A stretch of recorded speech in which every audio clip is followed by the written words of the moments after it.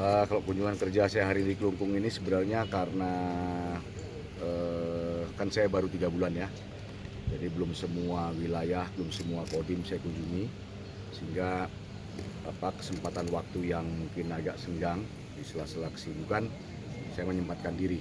Ya, seperti hari ini saya akan ke Kelungkung, kemudian nanti lanjut ke Karangasem.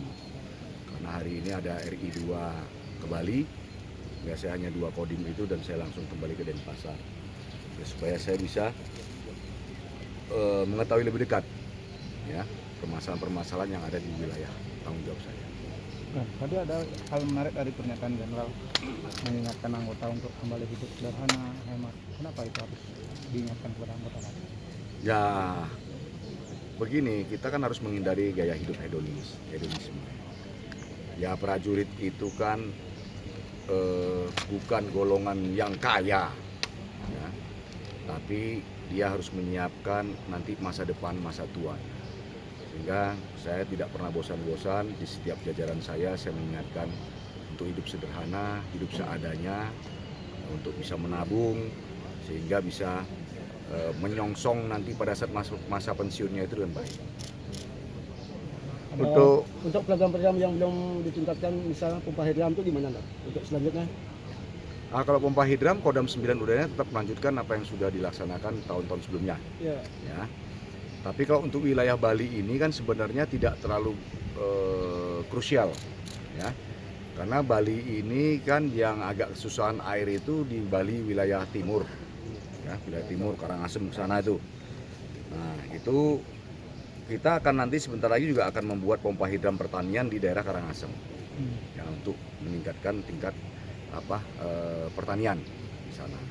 Tapi kalau untuk tempat yang di sini kan saya tanya sama Pak Suhendar juga tidak terlalu menjadi masalah, ya. Nah, kalaupun di Nusa Penida kita pompa hidram itu kan harus ada air baku, ya, air permukaan yang memadai. Sementara kalau di Nusa Penida ini tidak ada air permukaan yang memadai, sehingga di sana itu harus kalau punya pengairan harus kita ngebor. Ya, untuk ngebor ini ya Kodam punya keterbatasan, ya, untuk melaksanakan pengeboran ini, sehingga ini perlu kerjasama, ya mungkin lebih ininya kepada pemerintah daerah. Kerjasama ya. Untuk pelaksanaan AMD di Nusa Penida, Komandan bisa hadir. TMMD. Iya, sudah. Kenapa? Hadir Komandan bagi 11. Kan begini, ya nanti akan diatur oleh asisten teritorial saya. Karena TMMD ini kan nanti dilaksanakan secara serentak. Di Kodam 9 Udayana ini kan hampir ada beberapa kodim itu, ada 4 kodim itu seluruh Udayana. Siap seluruh Udayana. Nah, seluruh Udayana nanti mungkin akan dibagi oleh asisten teritorial, mungkin saya di mana, Pak Kasdam di mana. Nah, itu saya belum tahu. Ya, nanti saya akan membukanya di mana.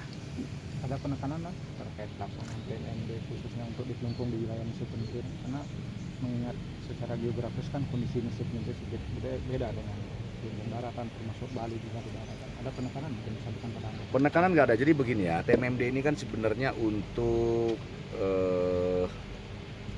membantu pemerintah daerah, ya, dalam. Jadi tujuan TMMD ini saya pertama untuk membuka terisoliran. Ya. Kita bekerja sama dengan pemerintah daerah. Skema TMMD ini biayanya itu adalah dari APBD, ya, APBD biayanya. Tapi untuk pengerahan pasukan dan makan dan sebagainya ini dibiayai oleh Mabes TNI. Ya.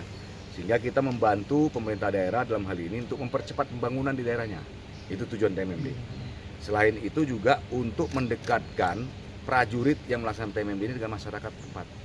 Makanya pada pelaksanaan TMMD itu sendiri nanti prajurit yang bekerja itu tidurnya di rumah-rumah masyarakat. Ya, sambil kita lebih dekat dengan masyarakat, kita juga bisa memotivasi mungkin masyarakat tempatan, memotivasi untuk mau bergabung, ya, menjadi militer dan sebagainya. Itu tujuannya. Ya, masih. Ya, oke, masih. Yuk. Ini kan penjelasan Panglima Kodam Udayana di Makobrimob terkait dengan kunjungan beliau ke Kelungkung Senin 9 Mei 2022. Roni melaporkan.